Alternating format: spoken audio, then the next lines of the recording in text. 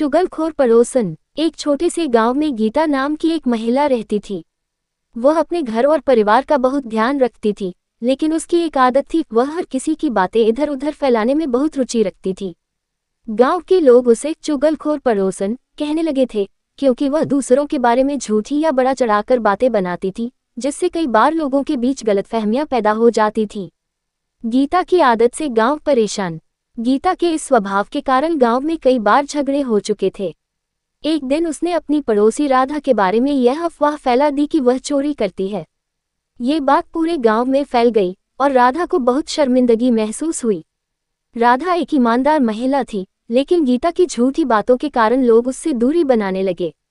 वह बहुत दुखी हुई और गांव के मुखिया रामदास जी के पास न्याय की गुहार लेकर गई। मुखिया जी की सजा। रामदास जी बहुत समझदार व्यक्ति थे। उन्होंने गीता को बुलाया और पूछा, क्या तुम्हें पूरा यकीन है कि राधा चोरी करती है? गीता ने सिर झुकाकर कहा, मैंने सुना था इसलिए बता दिया। मुखिया जी मुस्कुराए और बोले, अगर तुम्हें सुनने भर से सच मान लेना है तो क्या तुम मेरी एक परीक्षा दोगी? गीता ने हामी भर दी। मुखिया जी ने उसे एक तकिया दिया और कहा, इस तकिए को गांव के चौराहे पर फाड़ दो और फिर वापस आओ। गीता को ये काम अजीब लगा, लेकिन उसने आदेश मानते हुए तकिए को फाड़ दिया। हवा में रुई उड़ने लगी और इधर उधर बिखर गई। फिर वह मुखिया जी के पास वापस आए।